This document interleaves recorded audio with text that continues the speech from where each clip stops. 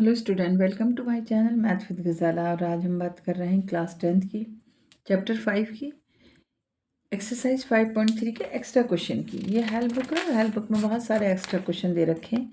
इस एक्सरसाइज में 5.3 में 20 क्वेश्चन हैं, लेकिन देखो यहाँ पर दे रखे हैं 23, यानी 3 एक्स्ट्रा क्वेश्चन दे रखे हैं। तो मैं इसके लास्ट क्वेश्चन की बात कर रही हूँ। The sum of n 2n 3n the terms of an A P are S1 S2 S3, यानी n जो है S1 है, 2n S2 है और 3n S3 है रेस्पेक्टिवली। प्रूफ हमें करना है S3 इजिकल्स टू में 3 इंटू में S2 माइनस में S1। बहुत आसान सा क्वेश्चन है, बस थोड़ा सा इसको समझना है हमें अच्छे से। ठीक है, पहले हम जो जो इसने हमसे कह रखा है हम उसको थोड़ा प्रूफ करने की कोशिश करते हैं। जैसे इसने कहा है हमसे कि n जो है हमारा वो क्या है, S1 है।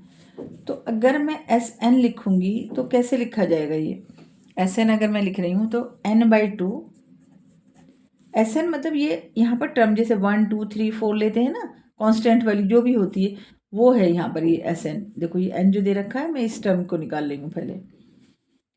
तो n/2 2a प्लस n ही आएगा यहाँ पर, n-1 इंटू में d। ये हमारा क्या है, S1 है। ऐसे ही अब मैं इसको कर रही हूँ 2n S2n इजिकल्स टू में हम यहाँ पर लिखेंगे 2n/2 2a plus 2n minus में 1 और इंटू में d। ये हमारा क्या है, S2 है। ऐसे ही अब मैं इससे 3 इसको करेंगे S3n इजिकल्स टू में 3 है 3n अपॉन में 2a प्लस 3n माइनस में 1 इंटू में d। ये हमारा क्या है, S3 है। अब जैसे जैसे मुझसे कहा था हमने इसको यहाँ पर बना लिया। अब प्रूफ हमें क्या करना है, ये हमें प्रूफ करना है S3 इजिकल्स टू में 3 S2 माइनस में S1। ओके, हमें ये प्रूफ करना। अब हमें देखना होगा कि S2 हमारी इस इक्वेशन में है, हाँ हैगा, ये ना S1 हैगा। तो पहले हम इन दोनों को सॉल्व कर लेते हैं, इस 3 का हम बाद में लगाएंगे। अभी मैं सिर्फ इसको सॉल्व कर रही हूँ। ठीक है, S2 मैंने लिखा कि 2n अपॉन में 2a प्लस 2n माइनस में 1 और इंटू में d, और माइनस का मैंने यहाँ साइन लगाया। और S1 हमारा क्या था, n/2 2a plus n minus में 1 इंटू में d। अब हम 2n अपॉन में 2a प्लस d की मल्टीप्लाई अंदर कर दो पहले, प्लस 2nd माइनस में d minus n/2 2a plus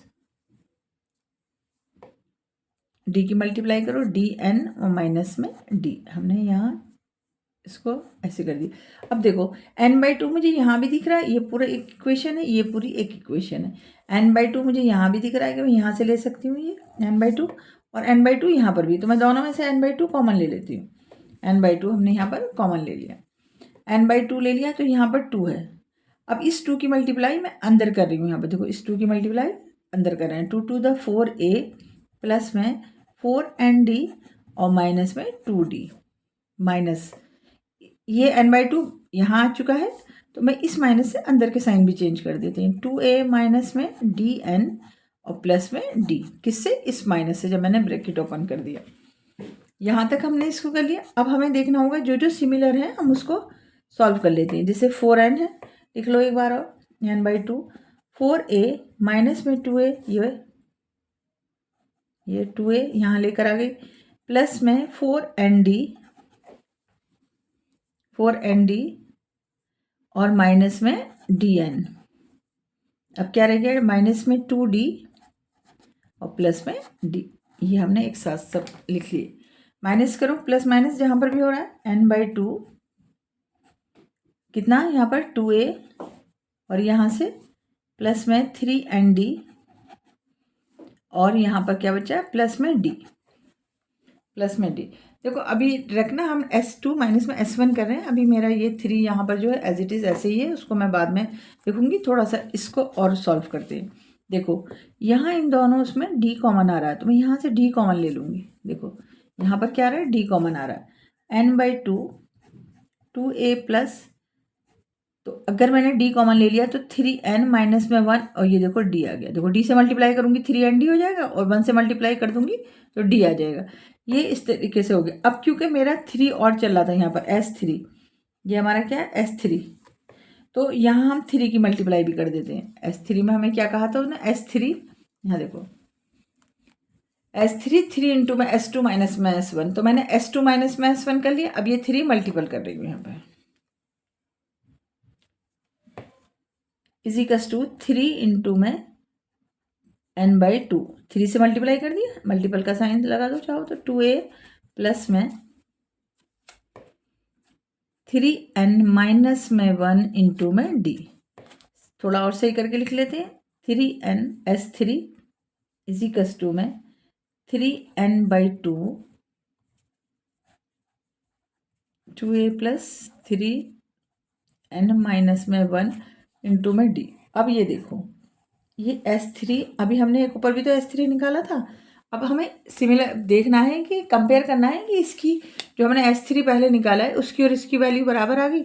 देखो 3n/2 2a प्लस में 3n माइनस में d। अभी देखो हमने जब S3 निकाला था, S3n जो निकाला था, S3n ये रहा ना, तो क्या था 3n/2 2a plus 3n minus में 1 इंटू में d आया था ना, S3 के बराबर, S3 के बराबर आया था ना। और यहाँ पर भी हमने प्रूफ करके दिखा दिया कि हाँ ये जो इक्वेशन थी ये बिल्कुल सही थी, कि हमारा आंसर क्या रहा है S3 का 3n/2 2a plus 3n minus में 1 इंटू में d। बस यही इसमें हमें प्रूफ करना था और हमने प्रूफ कर दिया।